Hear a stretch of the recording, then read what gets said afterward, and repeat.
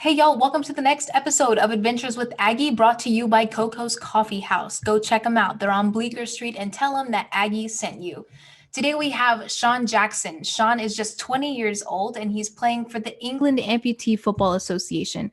Originally from the Isle of Man, he is killing it playing for England, and he's going to share with us a bit about his story and how hard he's worked to get where he is today, as well as what he's looking forward to in the championships in Poland in just a few months. So please welcome Sean. Sean, how are you doing? Yeah, really good. Yeah. Just getting on with normal life. Great. I'm so excited you're here. I can't wait to share your story. But I guess just to kind of get started, can you kind of introduce yourself, give your background on who you are and what you do? Yep, I'm Sean. I was originally born on the Isle of Man, which isn't too far away from England. I was born with 3 toes, and actually after a year my foot got amputated, so I became below knee amputee, and kind of lived through my life with it. Just sort of got treated like everyone else did, and then it wasn't until I was 16, so about 4 years ago, I found out about amputee football. I sort of got involved with various clubs, started sort of learning sort of how to play, and then eventually I got brought into the England setup, and now I'm playing with the England senior team. I love it. I'm so glad you found this, right? Like you found your thing. But I guess growing up, did you have an interest in football? Like, did you know that you wanted to go play for the EAFA, or how did that come about? Yeah, since I can remember, sort of from I think when I was about 4, I started playing normal football. So I wear a prosthetic leg. So I got brought along, played with people from my school, and sort of just played like they did. And then just as soon as I sort of got to the level I did playing able-bodied football, I found out about amputee football, and I seen that there was a possibility I could play for England. So I was really interested and wanted to get involved. Yeah, that's awesome. I guess let's kind of backtrack just a little bit. But are there any rules to amputee football that people might not know if they haven't watched it before? I know I interviewed Owen and he kind of gave some pieces, but just in case people aren't super familiar, yeah, can you kind of share that? I guess some regulations and rules. Yeah. So the outfielders are leg amputees, so they are either missing a left or a right leg, and they play on crutches. You have to play on crutches to play outfield, and then the goalkeepers are arm amputees, so they'll be missing a hand or something. And then just main rules is it's 7 aside. It's not as big as an 11 aside pitch. A lot of the question I get asked most of the time is, can you use the crutches to play football? But it's a handball if you use the crutches. The goalkeepers have an area that they're not allowed to leave. And it's pretty much a lot like normal football, just a bit smaller. Sure. That was going to be my follow-up, was using the crutches, because I feel like I would just go into autopilot and use it because it feels like you can, or like it looks like you can, I guess. But yeah, I don't know. I guess that would take some adjusting for me at least. But I guess you're very young. How does it feel to be representing England at such a young age? It's awesome. I'm so excited for you. But yeah, can you just kind of talk a little bit about that and how young you are and representing England? Yeah, I'm 20. So as I said, I've only been playing sort of 4 years, and yeah, it's kind of exciting because I think the oldest player we've got is in his 40s, so it's kind of exciting to maybe know that I could be playing for another 20 years in the sport. But yeah, there's loads of other young players involved in the team. There's a sort of pathway in the England squad, so we've got junior teams, and then it's a development squad, so sort of under 23s and all the way up to the senior squad. So it's kind of why there's quite a lot of young players, because I think the program's good and it delivers the young players ready for the senior squad. That's so cool that the age difference is so wide. You know, I feel like you can learn so much from these people that have been playing for years and years and years. But hopefully there's a long career for you ahead. I would love for you to be the youngest and then the oldest. That would be crazy. but I see it. I see it coming.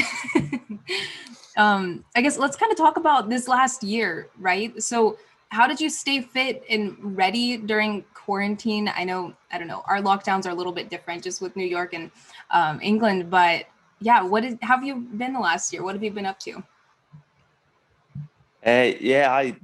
When I found out about lockdown, I was in Manchester in England, and I escaped quickly back home to the Isle of Man, back to my mum and dad's house.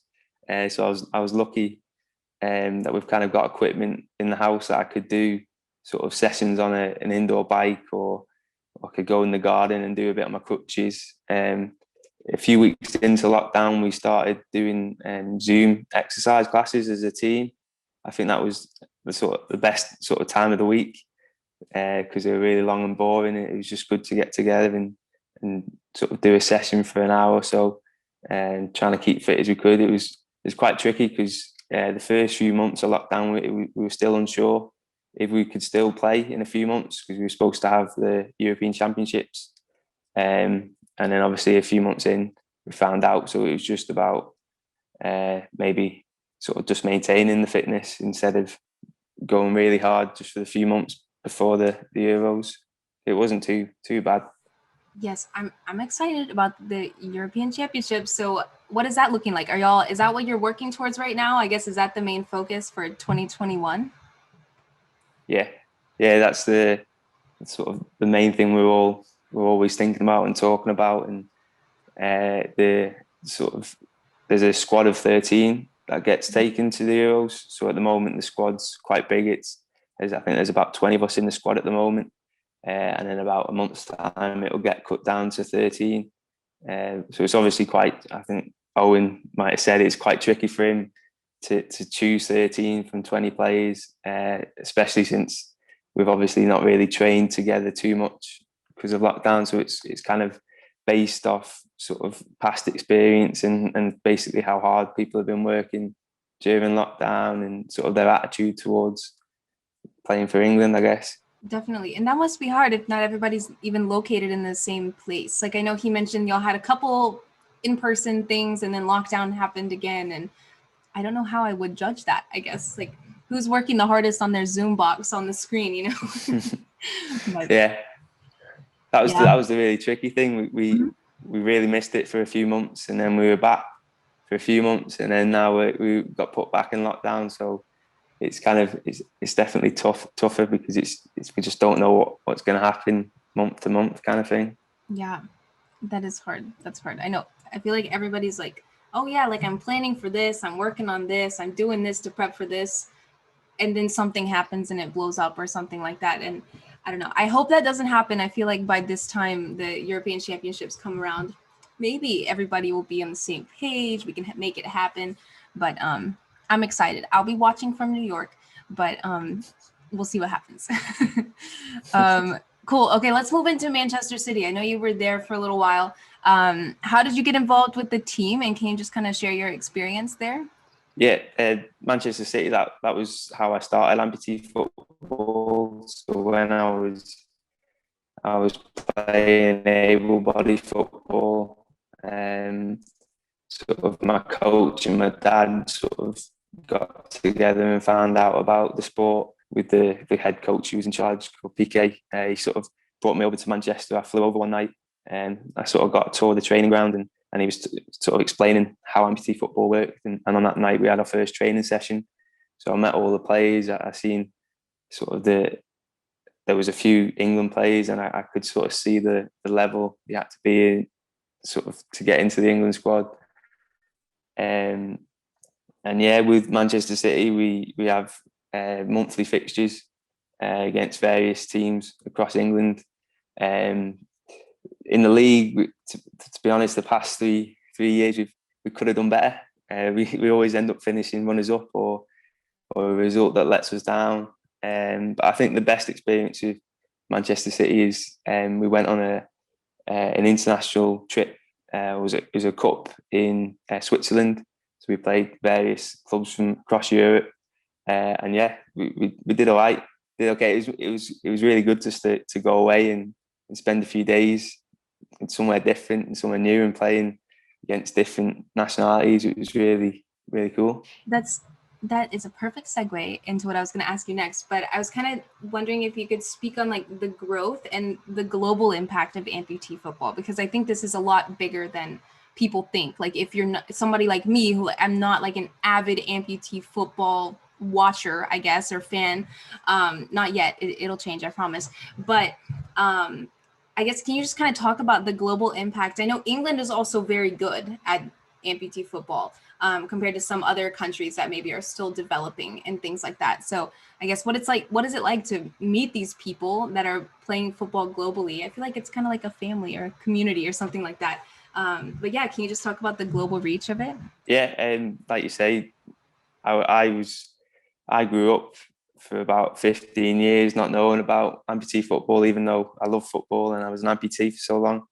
And yeah, meeting, like you say, it's definitely a sort of community feel. When I played my first senior game, it was against France, and it was, you're kind of playing an international match against a senior team, and it's supposed to be really competitive, but there was that sort of community and sort of family feel, it was really good. And yeah, I've gone on other trips, sort of Greece, Poland and Turkey have come across to England and played us. And again, it's kind of, it's a bit strange how sort of well we get on with some of the countries.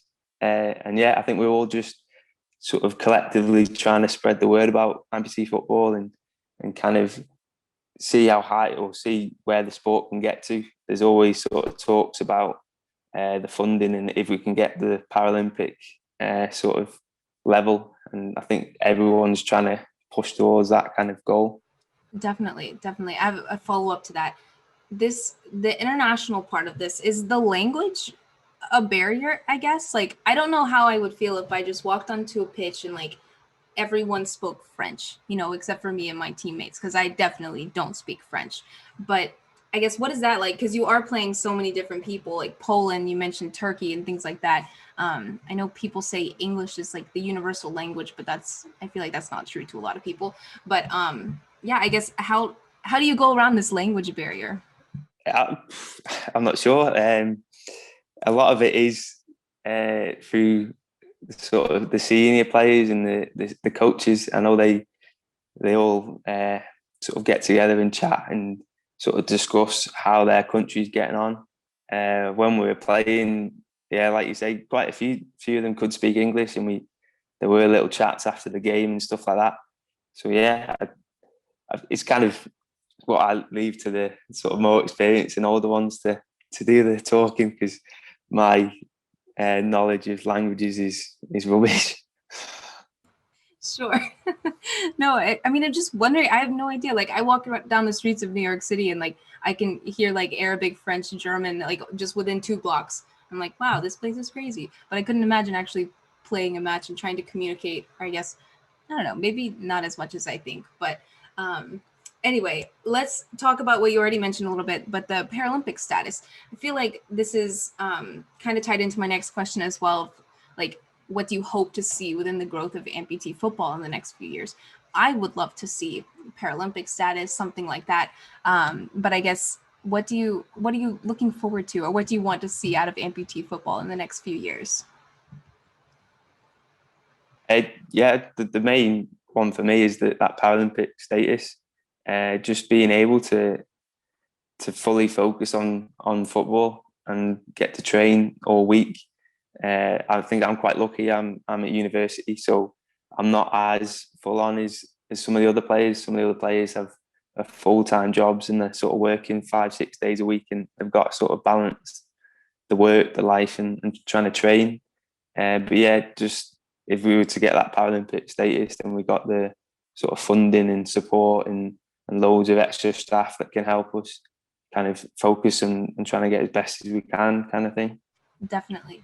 I agree. But I guess kind of a follow-up to that would be, what are your future goals? I guess your personal goals, I guess related to uni or amputee football, whichever one you'd like. But yeah, what are your, I guess, long-term kind of future goals? With university, I'm actually studying football coaching, so I'm quite interested in actually coaching it's kind of what my part-time job is on the side. I like sort of getting involved and trying to coach the younger age groups, and it's quite a fun job, to be fair. And that's the sort of end goal with the university. I'd quite like to get involved in coaching within the community and in schools and that kind of thing. And then with amputee football, I think the main goal is just to try and stay in that England team as long as I can. Hopefully achieve European Championships and World Cups. See how many medals we can win. And then the one joke I've got, I want to steal the captain armband one day. I think that would be really cool. So maybe captain England one day. And that's it. That's on personal level, and obviously just want to win as much as we can as a team, because we've not won anything for 30 years, and I'd really like to be involved in the first sort of trophy for a while. Yes, I love this. Let's do it. I'm excited. I want to see it too. Awesome. I also think it's really cool when like players turn coaches. I guess you're actually doing both right now, but it's cool. I was mentioning this on another episode that I was recording yesterday, how like you, the athlete, have seen both sides of the pitch, right? Like on it, you're experiencing it, you're doing it. And then like the other side, you're coaching and you're watching it, I guess. So you have like a different view. I don't know. I think it's really cool because it's rounded, I guess, both sides. But I'd imagine it would benefit, but I don't know. But anyway, I guess kind of wrapping up here, how would you suggest people get involved with amputee football? The advice I always give is to just, obviously, first of all, get in touch through social media, and we'll get you pointed in the right direction. And then you'll find a club that's nearby. You'll find somewhere in England or wherever you are. I'm sure there's a club nearby, and then just get involved. Like we said before, the kind of community, and it's so different to normal football. Is how together everyone seems to be. And like I said, on that first night with Manchester City, they welcomed me so well. I was there with my dad, and they were all just so friendly, and just they genuinely want to see you do as well as you can when you get there. They all sort of try and encourage you, and that support of going. Many people sort of don't experience playing football on crutches, so they're always constantly helping you, and they literally just want you to be as good as you can. So just get there and give it a go. See, hopefully you'll love it when you get there. I hope so. I bet people will. Awesome. Let's see. Last question. I end all of my shows on advice. You kind of already gave advice, but I'm going to ask you again. What is one piece of advice you would give to your younger self, like before you started this football career that you have now? I came from a background of playing able-bodied football, and I never really understood the sort of the highest level. I didn't really understand the difference between the level I was at the moment and how high the level of international sport was. And so sort of understanding that from an early age would be good, and to sort of understand all the hard work that you need to do. So the advice would be to, as soon as I found out about amputee football, was to start working as hard as I could, as soon as I could, sort of the various fitness and even the psychological side of it, which I've started to get involved in with our psychologist in the England squad. I think younger Sean would appreciate that advice. But awesome. No, seriously, great advice. I think the mental part of things is huge right now. Like, and everybody's focusing on how to prepare themselves mentally just as much as they're preparing physically. So awesome advice. I love it. But Sean, thank you so much for sharing your story. Thanks for coming on and giving me some of your time. Thanks for having me. Thanks so much for coming on the show, Sean, and sharing your story. We really appreciate you talking about your football adventure. Next, on Friday, we have Mickey Chambers on the show. Mickey has played for the England Amputee Football Association for 16 years now, and he's going to tell us about his highlights with the team, as well as what he's looking forward to. So tune in on Friday to hear from Mickey.